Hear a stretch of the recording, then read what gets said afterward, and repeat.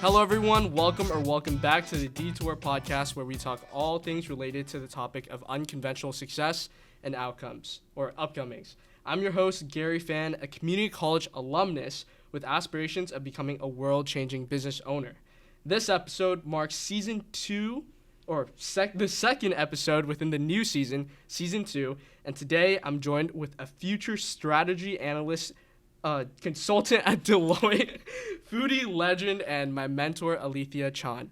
Welcome, Alethia. I'm so excited to have you on the podcast. I'm excited to be here. Thanks for inviting me. Of course. Why don't you go ahead and introduce yourself to the viewers? Like, who are you? Where do you call home? And what are your career goals? Yeah, for sure. So, like you mentioned, my name is Alethia Chan. Sorry. And That's funny. I was born in Malaysia, in Penang, Malaysia, but then at the age of 5, I moved to Westchester, New York, so that's where I currently live. I'm currently in Ithaca, New York, but that's for college. In terms of career goals, I'm a senior right now. I forgot to mention, I'm a senior in Dyson, studying applied economics and management, concentrating in international trade and development and finance. And I think a lot of my interests sort of lie at the intersection of business, technology, and social impact. So that sort of bridges into my future career goals, which is so in the short term, I'm either going to be pursuing strategy consulting, post-grad, or I will actually be potentially teaching English to rural communities in Indonesia. So I'm potentially looking forward to that as well. But after I go into consulting, I don't know. I think I'm potentially pursuing a career in human rights law, just because I think there's a lot of opportunity to make change in that area. But I think also business is a really great vehicle to make change as well. So even impact investing or social impact consulting or even policy analysis, I think are really cool ways to make change within agriculture, which is the sector I'm particularly passionate about. We love farmers. That's awesome. It's very interesting to see how, I guess, as seniors or as a senior in college, how developed your future plans are. Because I know when I was a freshman, coming into college, it was definitely really tough knowing what the future what the future will be for me. And so it's just very awesome to hear how planned out it is. But how did you get there? Did you always know you wanted to do business, or what was it beforehand? Did this just come to you as a spark, I wanted to do business all my life, or was it a change of heart that led you to business? Yeah, for sure. I think I've struggled with this question of what exactly I want to do with my life for a big chunk of my life. I think throughout my life, I've primarily focused on pre-med, healthcare, being a doctor. But I think that in retrospect, that was more so a career that was pushed upon me. It was sort of the only career that I was really exposed to growing up, just because my parents really, really wanted me to enter a career in in healthcare. And I did think it was interesting. I thought looking at infectious diseases was really interesting. And I still do to this day think that it is interesting. But as I started taking pre-med classes at Cornell, I found that I wasn't, my interest was not sustained well enough for me to be willing to go through medical school.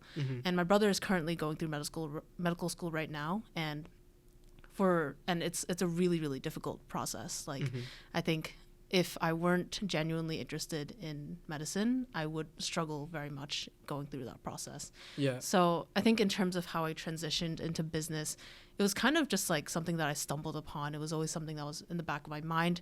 But in all honesty, I never really, when I switched into Dyson, I didn't really know what business was. I think I was very surprised when I first joined the Dyson community, because it was just such a different world than I thought that it was. Yeah. And I think I really appreciated that Dyson viewed business from the lens of social impact, and in particular agriculture, just because I think social impact and business they're two terms that I don't think a lot of people think go together. But I think Dyson taught me that it was very possible to merge the two things together. And I think that was what also started my interest in agriculture as well. So yeah, that's very atypical of you, like, to go down that route, because I know there's definitely, for those of you who are wondering what Dyson is, it's just one of the few schools here at Cornell, specifically like their business school. So I know there's like a typical stereotype here at Dyson where it's like everyone here cares about the money. Like, do you think that is like a big culture within business and just like the general scope of like any field in general? And if so, like, how did you kind of get to the social impact state and like think about your career in intersection with social impact? Yeah, for sure. I think there is a culture in Dyson and in general, like business schools, where the goal is money and not necessarily impact. I don't think that there's necessarily anything wrong with that, but I think, at least for me, thinking about that money being the end goal was not something that could motivate me strong enough to pursue any sort of career. I did at one point consider like potentially going into investment banking, for example, but I realized that like the culture was very intense and I wasn't going to be fully enjoying the work that I did to the point where it would make like going through it worth it. So I think it's definitely really difficult going down a path that is not typical of a lot of business students. And at times it can feel really, really lonely, especially in a business school that, although like I think a lot of students come in with really, really strong passion and social impact, I think the reality is that a lot of them will end up in a lot of these careers that are very like money driven. Yeah. And I think it is very, it's very difficult to go through it alone, because at times you feel like you're not doing the right thing. Yeah. And you feel like you are just like, it's very, I don't know how to phrase this, but like it's kind of difficult to find hope. Yeah. When there's so many forces that tell you that business and social impact clash. Yeah. So yeah, it is really lonely. I definitely feel that coming here too. For those of you guys who don't know, I mean, I say every time in my preface that I want to change the world. So definitely a lot of social impact with how I want to do business in the future.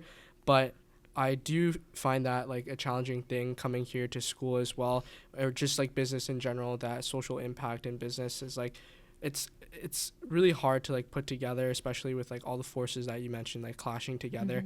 And I don't know, I feel like, do you think you see like a change, like does there need to be a change within, like, I mean, you don't have to answer this, I feel like this is very like a very dense question, but do you think there needs to be like a change within how businesses like should be like moving forward in terms of, I guess, in schools in general too, like curriculum wise, like to mold students into more socially impact business like leaders, or should it be the same way and just students need to have like a change in mindset and how they do things?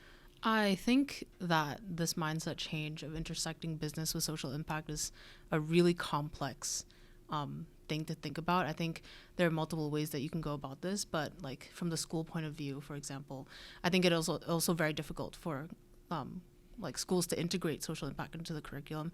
And I think for the fact that a lot of these undergraduate business schools are competing for the highest rankings, a lot of them feel the need to publish like placement after college, and when all of them are publishing like NGOs or nonprofits, like their placement is going to be affected as a result. Or their rankings are going to be affected. So I completely understand why it's really difficult for a lot of these undergraduate business colleges to integrate this idea into their curriculum, and that's why I really appreciate Dyson for even making efforts to do so. But I do think that with even, I think it can be seen with the rise of like ethical consumerism and stuff like that, that business is very much heading towards the direction of social impact and social change, just because it's no longer becoming something that is like considered charity. It's something that is driving like consumerism. Like consumers only want to, or many consumers want to purchase from ethical brands. And not being ethical and being unethical will drive consumers away, which was not the status quo a long time ago.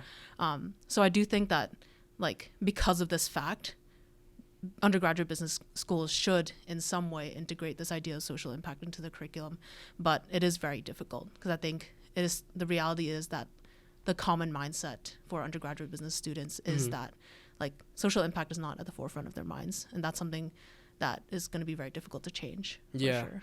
I always think about like the forefront of what businesses are is profit maximization. You say that a lot as a joke, and I'm like, bro. Yeah. It's funny.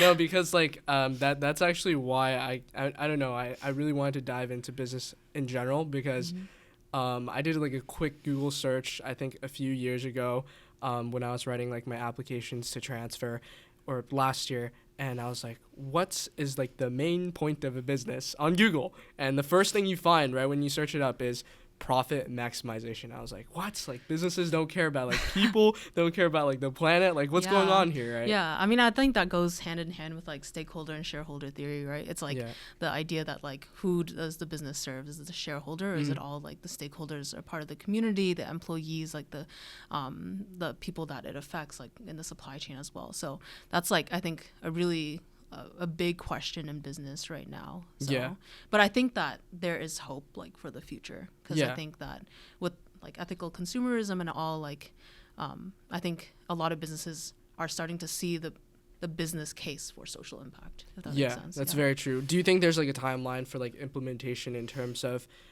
this social impact curriculum within like education? Do you think every school will have it implemented within like 30 years or like 10 years, or will it even be implemented at all if only like some schools do it, you know? That's a very, very tough question, because I think it also depends on like how exactly it is integrated. Because I think if it's integrated in a certain way that makes it seem like it's like an obligation for students, it's going to be very difficult to change the mindset for students. But I think that if it's integrated in a way that is very hands-on and students can actively see like why it's important, then I think that the timeline would be shorter. But I can't give like a definite like thing, because I think it's really difficult to predict. Yeah, I agree with that. Well, moving on from that topic of conversation, I feel like on the broader scope of just Cornell in general, for those of you who don't know as well, this is like my first like year here at Cornell University. So most of my guest speakers are going to be from Cornell University. So I really love to hear like perspective on different students and their take on why Cornell, like why did you choose to go here? What does it mean to be here? And like what does studying at Cornell here mean to you? So do you mind answering a few of those questions? Yeah, for sure. I'm a big Cornell fan. I think like Cornell was my ED choice. Cornell was my number one choice. So I was really happy to be accepted into Cornell. So I had like, I guess, two or three sets of reasons. The first is kind of shallow, I think.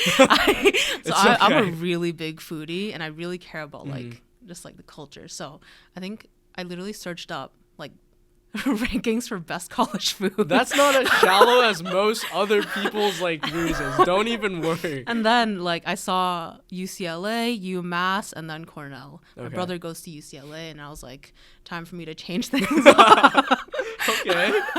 And then like I was drawn to Cornell too, like, so there's the food. I was really hyped about the fact that they made their own ice cream, like the milk and everything is like, milk is cool. They let their cows listen to music, like that is I like did not luxury. know that. I did not know that. Okay. Yeah, so that's really, really cool. And then, so the second set of reasoning, I think probably the most important thing was like the fact that I could study so many different things. Like I really like the fact that like I was coming in as a human ecology student, but as a student of one college, you could study like about mushrooms. You could take a class on like coffee, which I actually took like last semester. And it was one of the most like memorable classes ever, because each time I went into the classroom, I could taste like a different coffee, and I could like just rate it in terms of taste, and then learn about the social sustainability of the coffee supply chain. And I think like it's really, really cool to be able to explore so many different perspectives. I was a little bit worried about like it being too big of a university, but I think in being placed in a college within a university, that helps with the community a lot. And I think I'm really grateful, especially to Dyson, for building that community. The third bucket is sort of in like the culture. I feel like a lot, or so people have different takes on this, but I'm very grateful to have found a really, really good group of friends who are very down to earth and like very just like really great people who like I guess share similar passions as I do. And I think like it's the people that really, really made this experience like the best experience that it could be. Yeah, no, that's definitely amazing reasons why Cornell. I feel like if Cornell's listening, you know, please sponsor me. Any person, any study, you know, we love Cornell. But no, that's really awesome that you mentioned like friendship and like building like that your friendships here at Cornell too. I feel like I had a very hard time transitioning into Cornell because I couldn't find that friend group. How long did it take you to find your friend group? Because I feel like it definitely varies with every person, right? And like if so, how did you ease your way into those friend groups? Like did it work out? Are they still with you today like from the start, or like is it like a totally new set of friends? Yeah. So I think that when I first came into Cornell, I had a very, very different friend group than like my friend group right now, because I think junior year I joined a club called Social Enterprise Group at Cornell. Plug-in. Yeah, for listeners, Gary is also a part of that club, and he's the new member educator. Alethia was the former new member educator. But Gary's doing an amazing job. But anyway, I think like I actually just had dinner with another member, and we were literally just talking about how much Social Enterprise Group at Cornell, or SEGC for short, just like changed my whole conception of community. Just because I think like I was really able to find like really great people who were like down to be weird with me, and for like my closest friends, they know I'm like really, really weird. Yep. Can attest to that statement. And I think like I never really once felt judged. And I think because of the fact that when I first entered Dyson and I realized I wanted to pursue social impact, like the fact that I felt really lonely on that route further amplified the impact that I think the community of SEGC really made on me, because I think I found a community of people who had like similar interests, and I saw that social impact can be pursued in so many different ways. Like there are people in tech, law, like everything in the club, and I think I'm constantly in awe of like the things that everyone in the club are doing. So like even beyond like the social aspect, it's just like the inspirational part. But like it took me a while to find friends that, because I think each year I sort of had like different friend groups, and they all were groups that came from different parts of my life, different like areas, and I think like I never really had like that many problems with like people. I don't think I ever really had like I guess like tea in my life. That's good. At Cornell. Yeah, and I'm really grateful for that, because like honestly all the friends that I've made at Cornell have been amazing people. But I think it's like, if I were to comment on any changes on like friend groups and everything, it was definitely like me joining SEGC or SEGC. Also known for SEGC as well. That really like made me feel like Cornell was home. Yeah, no, that definitely makes sense. Yeah, I definitely felt like after joining SEGC, I found my home too, because I don't know, something about the club just clicked. If you ever go to Cornell, like you should join SEGC. Also a plug for SEGC as Gary's well. on e-board, so he has power. Yeah, I have power, guys. That sounds so bad.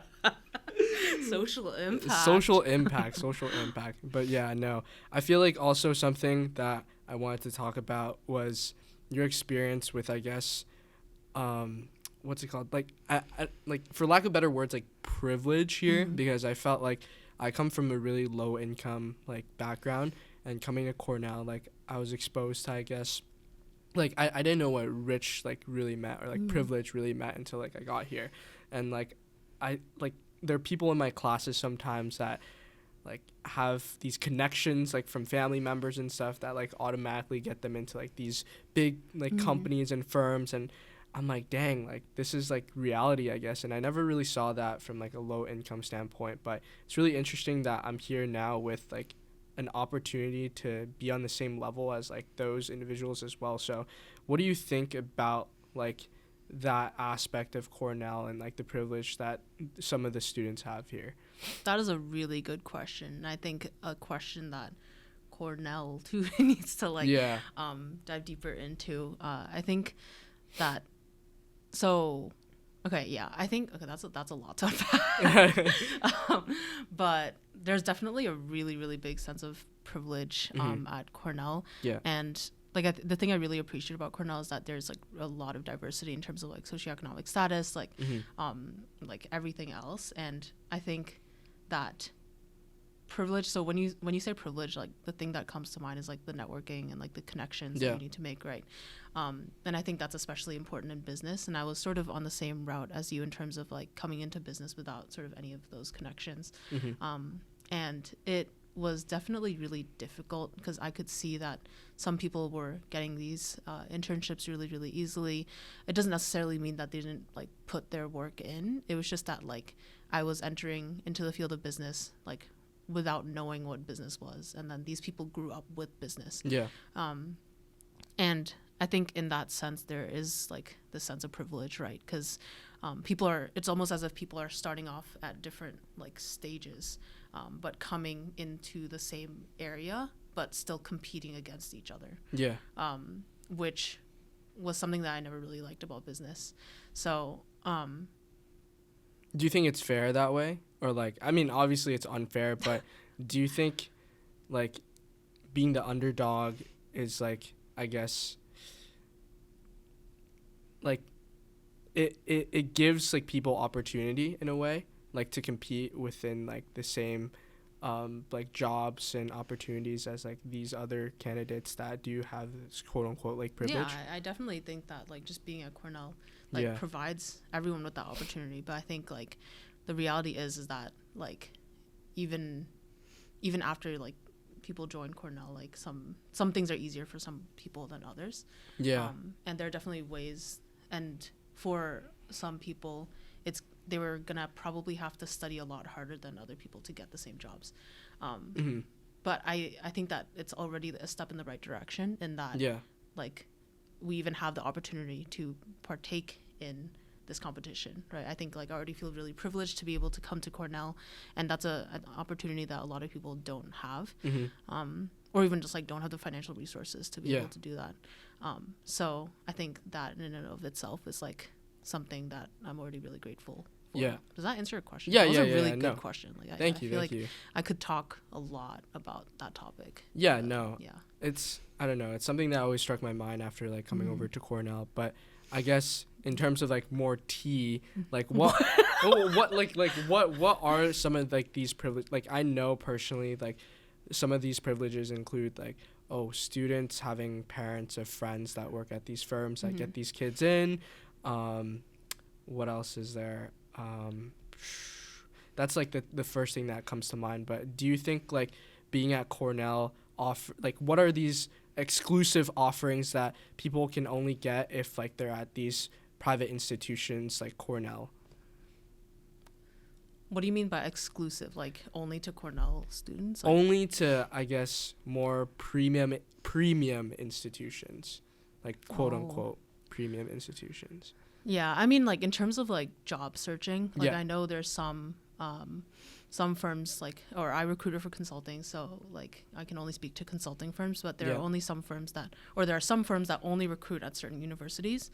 And if, for example, you are in a different university that isn't like ranked highly or isn't regarded well, you don't have the same privilege of being sort of like looked at like for these same recruiters from these same firms. Why do you think that is though? Because I always thought that was weird, because I was looking at all the hirees from like this past, like my internship this coming summer, and I was like, dang, like you got to see like all their emails, and all these kids like they use like their school email addresses, and I was like, wow, Harvard, Princeton, Harvard, Yale, Harvard, Princeton, Harvard. Like I was like, whoa, like there's no like community college or like there's no like state schools on here. It's literally just like Ivy Leagues and like top institutions, private schools, and top public schools. Like there's no like exposure for like state schools. So why do you think that is when like recruiters are just targeting these like bigger brand name schools? No, I think that is I think like logistically, like if you're a recruiter for a or highly regarded firm, it's really, really difficult for you to read like so many applications from so many different like colleges from like everywhere, right? And you need to somehow focus on certain schools that you think are better than others. But that's where the problem is. Like the privilege of being at Cornell means that like there's a disadvantage for the people who aren't at these schools that are being looked at, and like for people who are in community college, it doesn't mean that like this it really sucks, because I think it doesn't mean that those people in community college are like dumb. I know like some really, really smart people who have attended community college and then like gotten to like Harvard, and it is really like, I guess for lack of a better word, like heartbreaking to see that these firms are not giving these institutions a chance, because sometimes it's not a matter of like intelligence, it's a matter of like situation, like financial situation, even if like there's so many different forms of privilege, like ableism, like and like, you know, like white privilege and socioeconomic privilege, and like it's so many forms of privilege are forms that things that you can't really determine. And the reality is that like society looks down on the people who do not have certain privileges. Which like I don't have more to say than just like it sucks. It's kind of sad. I feel like life needs to be reworked. You should rework it. That's how you should change the world. One step at a time. Yeah, that's crazy. The world needs a lot of work. That is true. That is very true. What do you think you can reshape like the world by like taking on like being a strategy consultant? You want me to be honest? Be honest. Unfiltered. No. So why are you doing it? Tell us why you're doing it, and you do like plan on somewhat like reshaping the world in some way, shape, or form, whether it be like a smaller impact or a larger scale, right? So how do you plan on getting there if being a strategy consultant now doesn't mean reshaping the world? So I've always thought of strategy consulting as a short-term career choice for me. I think I joined it because I really enjoyed thinking about strategy, and I really appreciated the learning opportunities that come with the job. I think my main goal out of strategy consulting is not to impact people, but to learn. Just because you get exposure to so many different industries, and as someone who wants to work in social impact consulting projects or public sector projects, I really want to learn about like the underworkings that happen in like a lot of these public institutions, the way that the government thinks, and just to get the inside look on like how exactly to think about so many of these problems that I've never really been exposed to. So I think the goal there is more of a learning stance. But I think the reason why I am hesitant about the ability for consulting to make an impact is that a lot of the issues that are prevalent in this world are so like systemic in nature that it's going to be really difficult for a career like consulting that only sticks to a project for like 6-ish months to solve. Because I think at best consulting projects can only put a Band-Aid on like a really, really, I guess like a small crack, if that analogy works. But there's no way that these problems will not persist if the things that lead to these problems do not get solved. So just a little interjection there. You said that these are just like short-term 6-month like projects, right?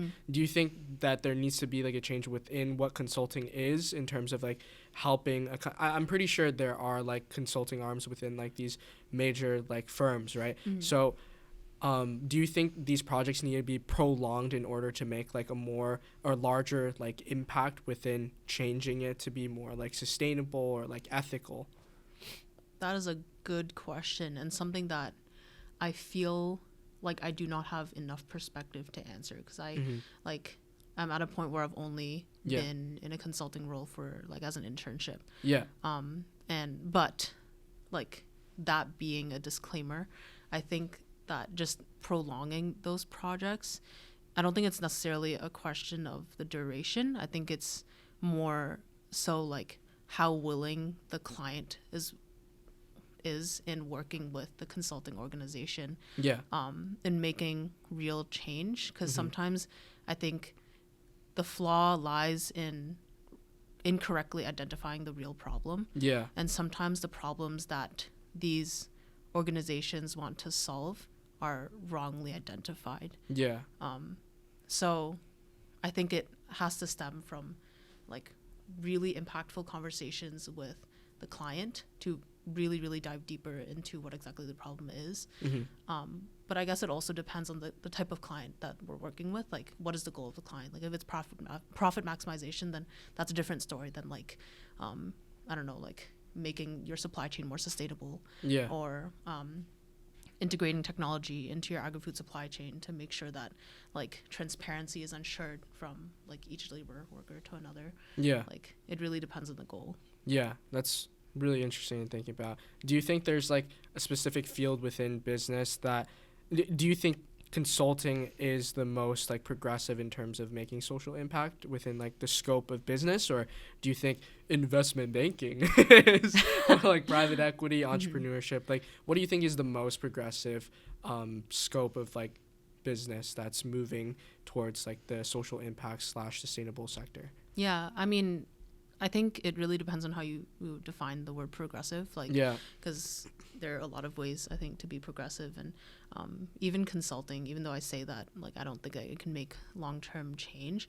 Like, there are ways that it can make like short-term impactful changes too, especially if you're working in social impact consulting or nonprofit consulting. But I think like the two. Okay, so I think the first thing is social entrepreneurship, because that's where a lot of the solutions and innovations come, and these are enterprises that don't necessarily have the interests of, for example, the government in mind, and that's where I think a lot of enterprises or social enterprises or public enterprises in the past have gone wrong in a sense, because it is oftentimes the case where their incentives are not aligned and social impact doesn't necessarily become the end goal. Yeah.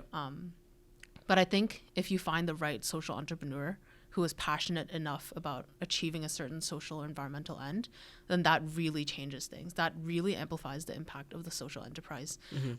Just because like there's so much that you can do with, for example, like technology in alleviating or help or contributing to the alleviation of poverty, of food insecurity, of a lot of the environmental issues that surround us. And I think that social entrepreneurship is a way to make these technologies scalable and sustainable for the business case too. And that's how like typically social entrepreneurship would start with like a small scale community, but then like when people see that community really, I guess, like works or that is really impactful, then like you can scale. And that sort of brings me to my next point. In order for these social enterprises to scale, that's where impact investing comes in, right? And I also think that impact investing has a really big potential in making change as well. I think it's just in finding the right impact investors. Because I think, so I have also considered impact investing as a potential career choice. And there's sort of like, I guess, from my own experience, there are like two main ways you can go about it. The first is in like impact investing firms, and the second is like big banks that have like impact investing arms.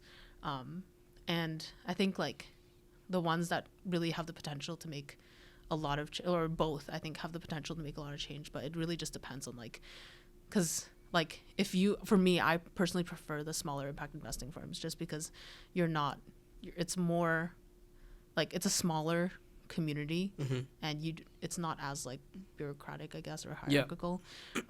So you don't have to serve as many stakeholder needs.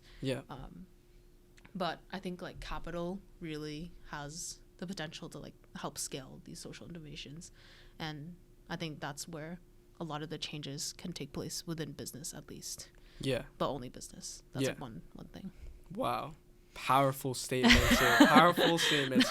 So social entrepreneurship and what's it called? Impact investing, you think are the two most that are leading towards like a more social impact based like society or a more sustainable world, right? But that's just like my own perspective and like the scope of my own experiences, which like I don't like. I'm sure there are a lot of other people who have experienced more within business that have different perspectives on what exactly is considered a social impactful business outcome. Do you think, I mean, this may be like a really random silly question, but do you think that we can still be sustainable with like the business model of like profit maximization first? Again, I think it really depends on how you define sustainable. Because I think like for a lot of social enterprises, profit or their ability to retain a certain level of capital or certain level of financial capital is what makes these companies sustainable and able to feed and serve more and more communities because they're just financially viable.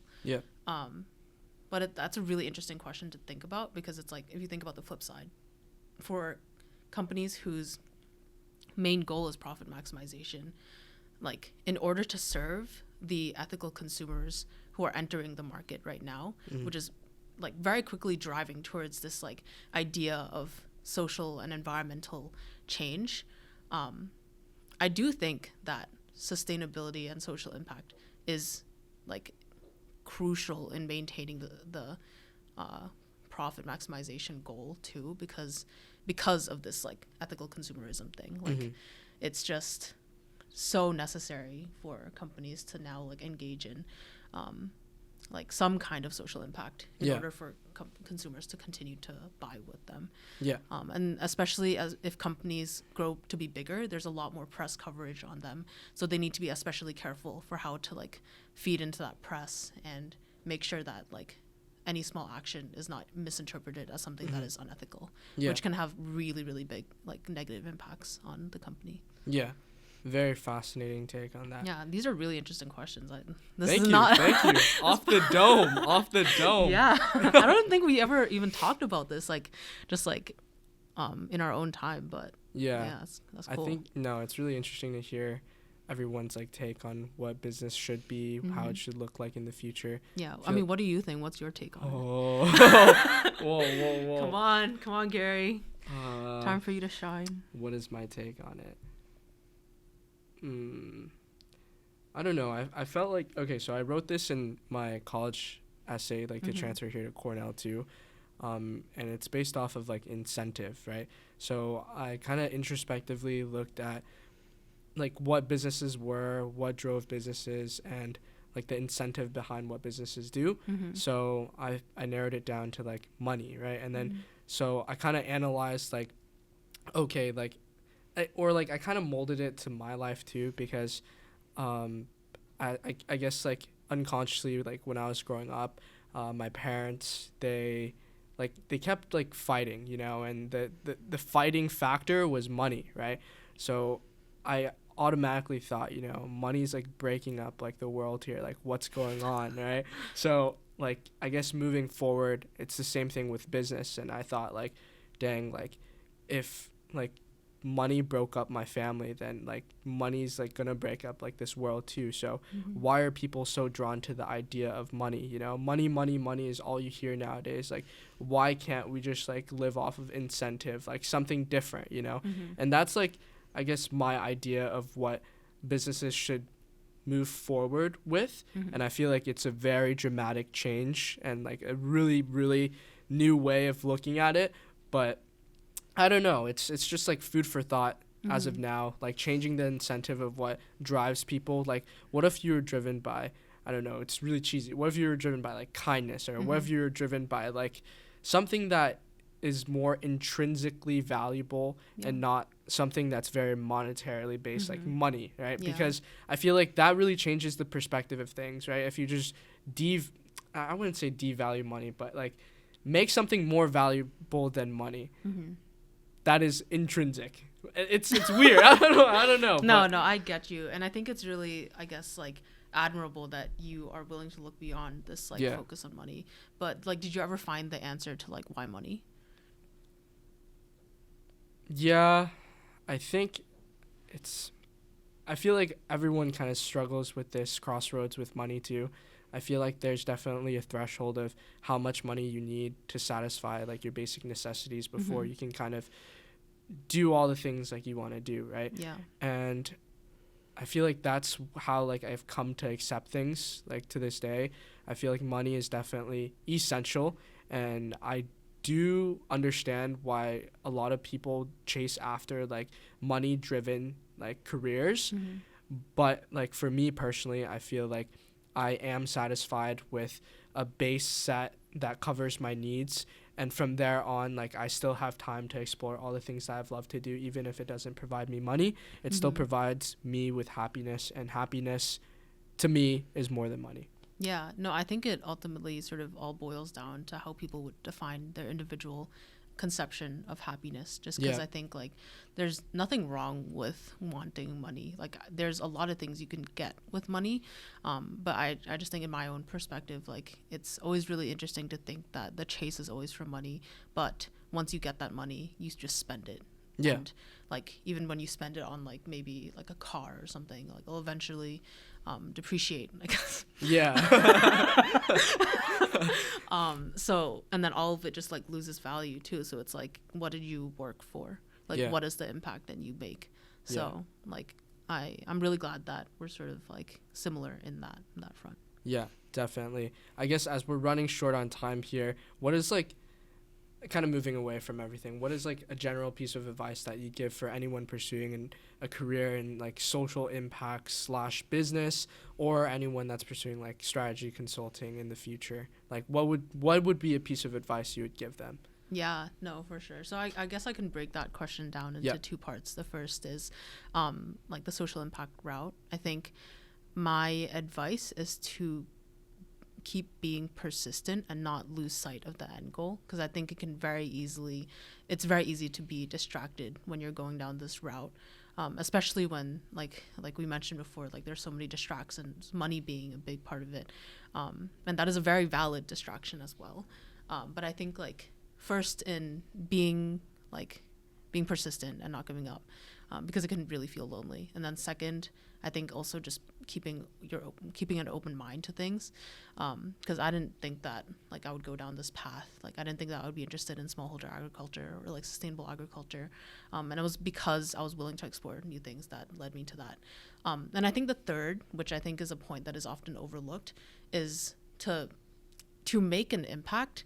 It is very important to understand the problem, and I think that is a big reason for why a lot of the classes I'm taking at Dyson right now relate to like the causes of poverty, like what are the ethnographies that are prevalent in development, like what does it mean to be a smallholder farmer, and that is also what I'm hoping to better understand if I were to pursue like that teaching role that I have in rural Indonesia, because like I have never lived in like an agricultural household. Like I would never know what it means to live in that situation if I've never fully lived in it. And if I don't understand the situation like truly, then how can I make an impact, you know? And I think that's where a lot of the attempts at solving these issues fail, because it's very difficult for them to empathize with these people and actually identify the things that they really need. And oftentimes a lot of the solutions that they propose end up being like more harmful to them, to these communities, than helpful. And that's like the thing that I least want to do. So I think it all starts, like any career in social impact starts with understanding the problem, I guess. So that's the three things I want to say for social impact. For consulting, again, like I've only been through an internship in consulting, so I don't have the full perspective on consulting, but I think a lot of times, or at least what I'm personally worried about right now, is the emphasis on like just like extroversion. Yeah. Because I would consider myself very much an introvert, and it worries me a little bit to be entering a profession that is so focused on extroversion. And I think that my advice would be that it's okay to be an introvert in an extroverted world. There are a lot of values to being an introvert, and I think it's just a matter of like reaching out to the right people to gain support when you might feel lost. So just be, I guess, like proactive in reaching out to people who share similar interests, who you feel like you might vibe with. That's how you can make, like, I guess, the world a little bit less lonely. Yeah, beautiful way to kind of sum up like your advice. So now we'll be moving on to rapid round. So the rapid round is just like a few or 10 like really quick questions. 10? It's 10 quick questions. It's like a this or that. You just answer like really quickly, you know, on the dot. I mean, you can kind of explain a bit of like why you chose the question, but we're going to start off very simple here. All right. So first one is like red or blue? Blue. Okay, cool. Coffee or tea? Coffee. Winning the lottery or finding your soulmate? Finding your soulmate. Okay. You being the smartest person in the world or the richest person in the world? Oh. Smartest. Okay. See the future or change the past? Change the past. Okay. Travel the world or stay in the same place but have an empire? Travel the world, for sure. Okay. I wouldn't want an empire. I don't know. What the? I don't know. Okay, weekends or holidays? It depends on what I'm doing on each. Okay, so it depends. It depends. Okay. Oh, that could be an answer. No. You have to choose weekend or weekends now. We're not flexing this. Weekends or holidays? It depends on which holiday. Okay, what holiday does it have to depend on? Like, what's the selling holiday for you? Christmas. Okay, cool. So if it's Christmas or weekends, it's Christmas. But it really depends too. Like where am I in Christmas and where am I in the weekend? Okay. Like I could be in like Singapore in the weekends or here in the holidays. Okay, that's true. Okay, we'll allow it depends for this question. Okay. No more it depends. Next one. Passion or stability? I feel like both are important. No. We can't flex it. Passion or stability? It really. Oh no! Depends. Don't say depends. No, it depends on what you do with the passion. Okay. Like if you just throw it away, and there's no point. Yeah. But if your passion comes at the expense of stability, and you really value stability, okay, I guess this is about me, right? Yeah. I think that I'm the type of person who will somehow manage to find stability no matter what path I pick. Mm-hmm. So I would go with passion. Nice. Cool. Okay, saving the world or making a lot of money? Saving the world. Cool. Last one, painful truth or comforting lie? Oh. Juicy. Tea. Okay. Let's see. Painful truth or comforting lie. Yeah. So would you rather learn the hard truth or white lie? Yeah, basically. Probably truth. Juicy. Would you? I don't know. You really just came out. Yeah, painful truth. I'd say painful truth too. Yeah. But yeah. All right, guys. Well, that's going to wrap it up for this episode of the podcast. I'd like to thank you again, Alethia, for joining us today on the podcast. If anything within this podcast resonated with you in any way or shape or form, feel free to share it across all social media platforms and tag @detour.podcast. If you'd like to follow Alethia on Instagram, what is your tag? Alethia.chan. So ALTHIA.CHAN. She changed it recently, by the way. Again, thank you everyone for your continuous love and support. I'm your host, Gary Fan, and I'll see you guys next time. Peace. Yay, thank you.